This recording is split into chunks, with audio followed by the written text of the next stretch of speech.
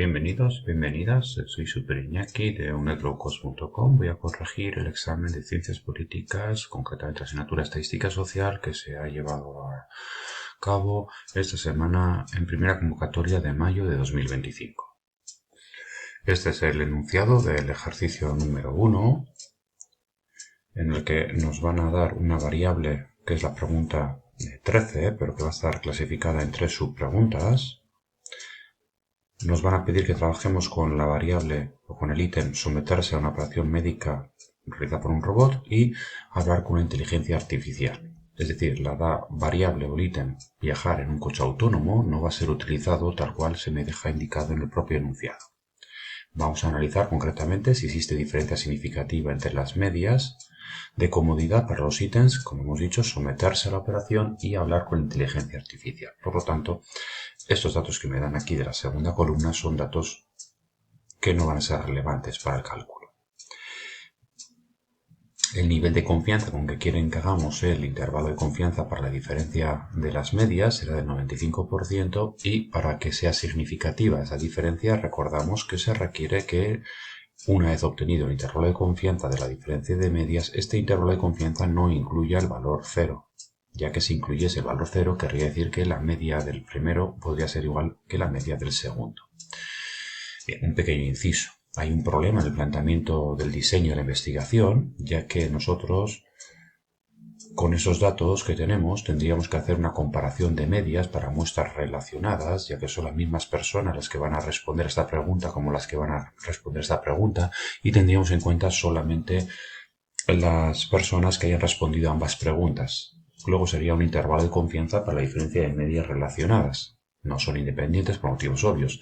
Sin embargo, los datos que me han dado están planteados para que hagamos, por contra, una comparación de medias en muestras independientes, ya que no conocemos las puntuaciones de los, en este caso, 3.000 y pico personas que han contestado, que han sido encuestados, así como las personas que realmente hubieran contestado. Por tanto, lo que vamos a hacer es salvar el error que han cometido los profesores que han diseñado la investigación o el ejercicio del examen y hacer una comparación de medias directamente como si fuesen chicas y chicos los que responden. Es decir, vamos a ver si hay diferencia significativa entre esta media que vale 4,3 y esta media que vale 4,26. Para lo cual vamos a utilizar, repito, la fórmula del intervalo de confianza para la diferencia de medias de muestras independientes. Ya sé, según vez que lo digo, que no tiene sentido, pero es que es lo que hay. Bienvenidos a la UNED. En la página 282 del manual aparece la teoría correspondiente. He hecho una captura de pantalla de lo que es la fórmula del error típico de la diferencia de medias para muestras independientes, que tendría esta fórmula de aquí. Otro segundo detallito que hay que tener en cuenta, y es que la varianza poblacional no la conocemos, porque no me la han dado. Lo que nosotros conocemos son las desviaciones típicas, o en su caso al cuadrado las varianzas de las muestras de 3.679 sujetos que han respondido a la primera pregunta o de 3.695 sujetos que han respondido a la segunda pregunta. Bien. Los vamos simplemente a sustituir en estos numeritos como si fuesen realmente las desviaciones típicas al cuadrado poblacionales, simplemente porque en el manual que tenemos no tenemos la fórmula para trabajar cuando desconocemos las varianzas poblacionales. Luego, bueno, segundo detallito que vamos a hacer como que tampoco tiene importancia y vamos en definitiva a rellenar la fórmula. Aquí tendríamos que rellenar por consiguiente la desviación típica de mi primera muestra, llevándolo al cuadrado, y aquí la desviación típica de la segunda muestra elevada al cuadrado. Para quien sepa un poquito más de estadística, ya sabéis que esta fórmula es la fórmula del error típico de la diferencia de medias para muestras independientes, ya que si fuesen relacionadas habría que en este caso restarle 2 veces la covariación de las dos, que es la fórmula correcta a utilizar en este ejercicio, pero no nos dan en el examen, no nos dan esa materia en los apuntes. Bien, dicho esto entonces, vamos a rellenar la fórmula como que lo estuviéramos haciendo bien y quedaría escrita más o menos de esta manera. El 3,09 y el 2,93 son las desviaciones típicas correspondientes a estas muestras, que las estoy considerando como si fuesen realmente independientes, aunque es evidente que son los mismos sujetos los que responden. El resultado, este error típico de diferencia de medias, me da 0,07 aproximadamente. Para calcular el error muestral, sabemos que simplemente es cuestión de coger este error típico y multiplicarlo por el valor crítico z, que saldría al nivel de confianza que me han indicado que era un 95%. Por tanto, la letra Z sería 1,96 y de ahí deducimos que el error muestral o error aleatorio o error máximo tendría que ser 1,96 multiplicado por el error típico y esto me da un error aproximadamente de 0,13 puntos, se entiende, casi 0,14. Teniendo en cuenta que la diferencia entre las medias muestrales, recordemos, era de 0,04, 4,26 y 4,30 respectivamente, me encuentro con que el error aleatorio es más grande que la diferencia observada, por tanto no va a ser significativo.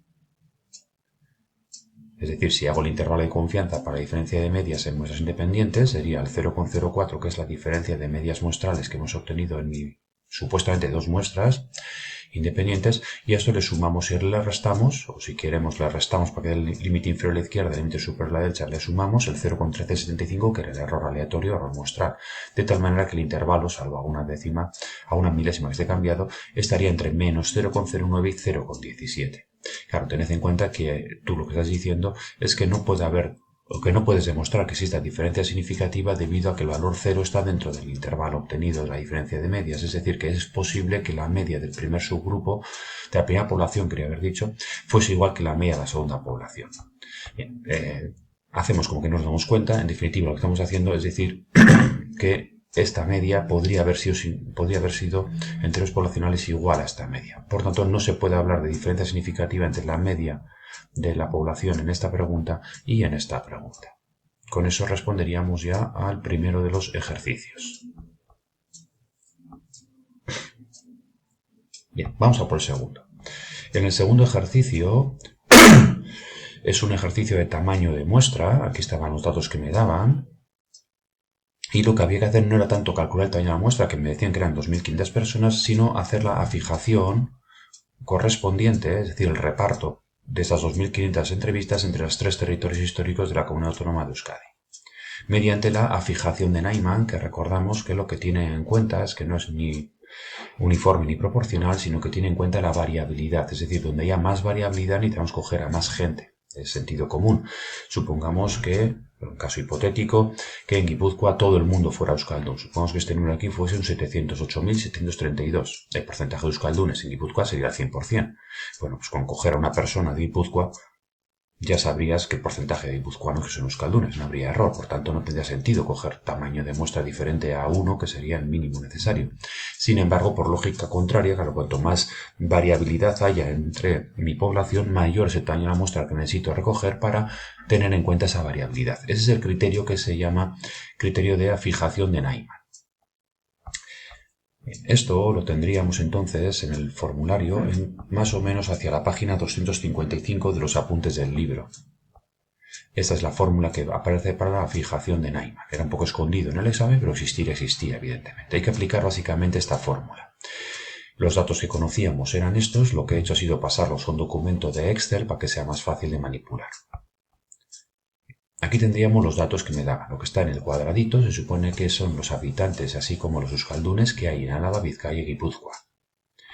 Entonces la fórmula requiere que lleguemos a una columna que se llame n por la raíz cuadrada de p por q. Entonces hay que sacar esas tres letras. La letra n se supone que es mayúscula, luego es la población. Si pone sub i quiere decir que es la población de cada uno de los estratos, es decir, los 325.197 sujetos habitantes de Áraba, sería esta letra NI en el caso de que la letra I valiera 1. Por ejemplo, en el caso de los de Vizcaya, donde yo vivo, la N sub I sería el 1.129.192, que es la N mayúscula del grupo 2.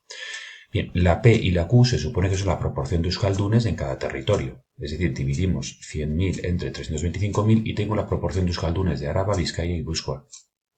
La letra Q es el complementario de P, es decir, 1 menos estos números. 1 menos 0,3102 es 0,6898. Bueno, he puesto 4 decimales, pero podemos poner más o menos según decidamos.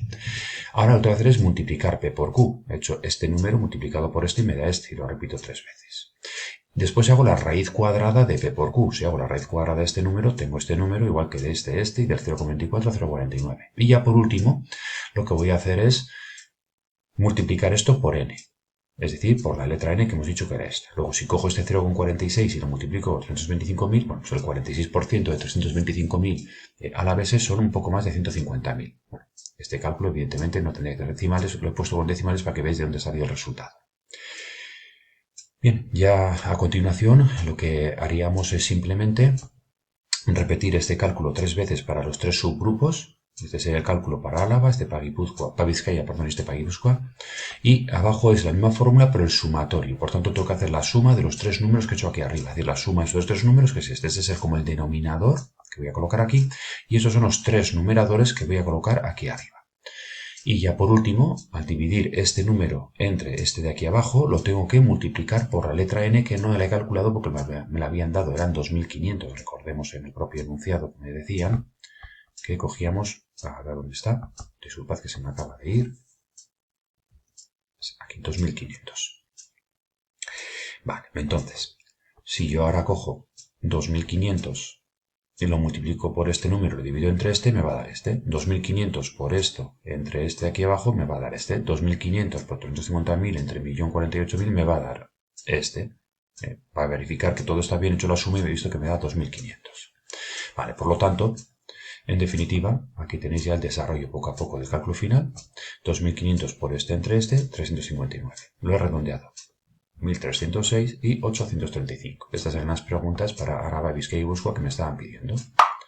Vamos a por el tercer ejercicio. En el tercer ejercicio lo que nos estaban pidiendo, aquí estaría el enunciado, es que calculemos un tamaño de la muestra sabiendo que el error muestral máximo tendría que ser del 3% y el nivel de confianza 95%.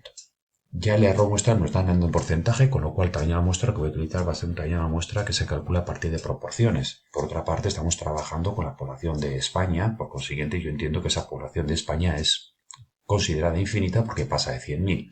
Esto me conduce a que la fórmula que vamos a utilizar va a ser una fórmula muy cortita, muy sencillita. Concretamente sería la tamaño de muestra para poblaciones infinitas, que estaría hacia la página 241 aproximadamente del libro. Bien, un detallito previo antes de continuar, y es el hecho de que cuando trabajamos con poblaciones en las que no conocemos las proporciones poblacionales, es muy habitual trabajar con P por Q que valga 0,5 cada uno de los valores. Pero tengamos en cuenta que eso va a maximizar el tamaño de la muestra que vayamos a necesitar. Entonces, que si tenemos información anterior a unas encuestas, es mejor utilizar directamente la proporción que me den en el enunciado, es lo que nos dicen aquí, en el punto 3.8 de la teoría de apuntes. Por ese motivo, para hacer el ejercicio, yo voy a utilizar la proporción que me plantea el enunciado, la proporción de personas que son practicantes del Islam en España, yo asumo que van a ser de 5,2%. Entonces la letra P para la fórmula va a ser 5,2%. Antes de continuar, me temo que hay que decir alguna cosita más del ejercicio. Y son algunas asunciones previas, porque de nuevo, bienvenidos a la UNED, hay pequeños detalles que son, que provocan errores en el enunciado, que está mal redactado. Por una parte, primera asunción, el porcentaje de creyentes en el Islam, sinceramente, no lo conocemos. Porque no me lo han dado. Lo que voy a considerar yo es que las personas que son creyentes en otra religión distinta a la católica, básicamente esto me sale básicamente de esa parte, es creyente del Islam. Obviamente eso es una tontería muy grande, pero es que no tengo otra opción para hacer el ejercicio sino, porque no tengo realmente las personas creyentes en el Islam. Entonces voy a suponer que este 5,2% que no son creyentes en religión católica, pues supongamos que fuesen creyentes en el Islam. O que en su defecto el porcentaje no fuese muy diferente de ese. Bien, pequeños detallitos. Pero además hay una segunda asunción, que ese 5,2% está calculado sin excluir el no sabe no contesta. Entonces lo que voy a suponer yo es que el porcentaje de no creyentes en el Islam se mantenga proporcional. Es decir, este 5,2% no es del total de gente que contesta, sino del total de gente que ha sido encuestada, de 4.004. Pero claro, ¿qué significa eso? Que yo estoy suponiendo que este 2% de personas, que son unas 80 aproximadamente, que no han contestado, ninguno de ellos es creyente en otra religión y por tanto no tiene que cambiarse este numerito, porque si no, claro, este numerito cambiaría. Bien, es lo que os he intentado poner aquí. En caso de no asumir el supuesto primero, no se podría conocer la proporción de creyentes del Islam que va a ser letra P para la fórmula. No se puede continuar. En caso de no asumir el segundo supuesto, habría que recalcular la proporción de creyentes de otra religión, asumiendo que el 5,2% de ese 2% de no contesta. Es decir, que el porcentaje válido en el segundo caso sería, me ha hecho el cálculo, cerca del 5,3, no del 5,2 que me dan ellos.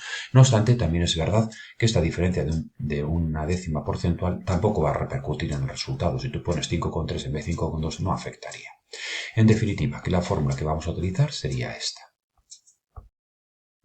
que es la fórmula del tamaño de la muestra para poblaciones infinitas, es decir, muy grandes, como la población española, en los casos en que el error que estamos cometiendo esté puesto en proporciones o queramos estimar una proporción, un porcentaje. En este caso, la proporción o porcentaje de personas creyentes en el Islam o practicantes, lo que decía, del Islam.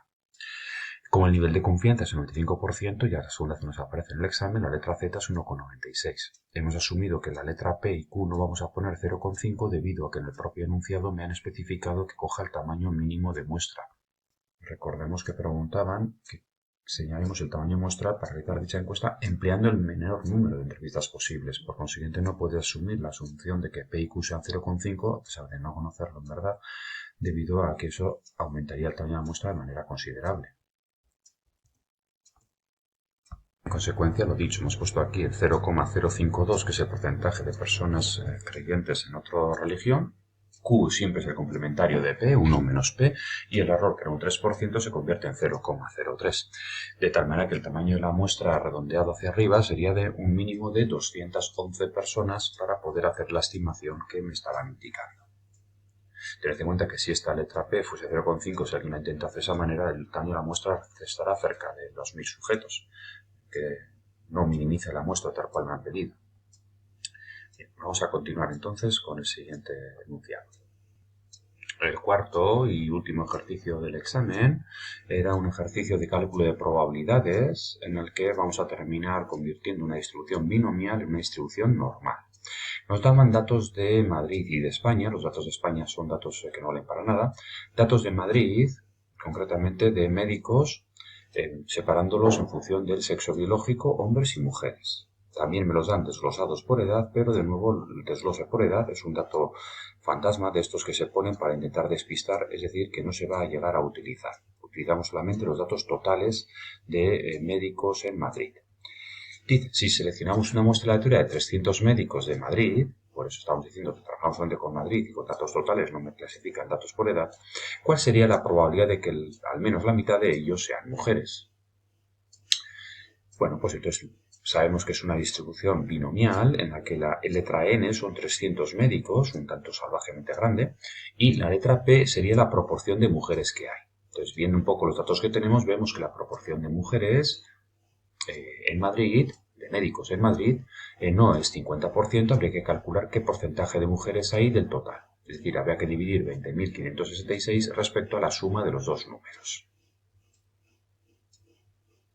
Vamos a ver si lo encontramos.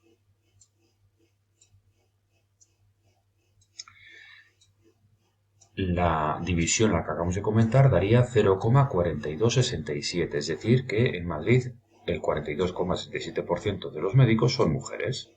Pero ¿qué ocurre? Que como la letra N es muy grande y la P no es tan extrema, me encuentro con que esta distribución binomial hay que aproximarla a la normal. En los apuntes del libro aparece que se aproxima cuando N por P pasa de 5, en este caso da 128, imagínate.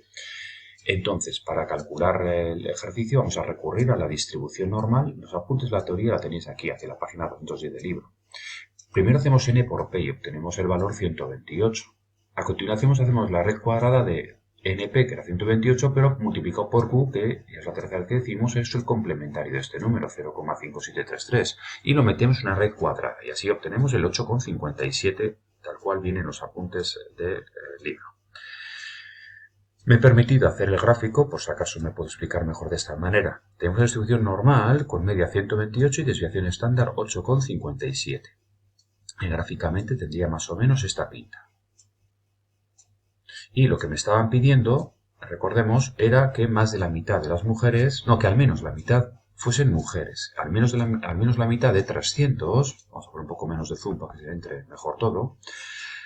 Iba a decir yo, la mitad de 300 son 150 y como pone al menos, se supone que el 150 tiene que estar incluido. Recordemos que cuando tú haces una aproximación de binomial a normal, conviertes una variable discreta en continua, con lo cual hay que hacer la corrección de continuidad o corrección de Yates. En este caso, según el tema de Moab, en este caso entonces el 150, como quiero que lo incluya, tengo que poner 149,5 y no 150,5. advierto de que si se te olvida o lo pusieras mal, la diferencia en términos estadísticos, en términos numéricos, es simplemente insignificante. Pero igual les da por llamarte la atención porque es un error de concepto.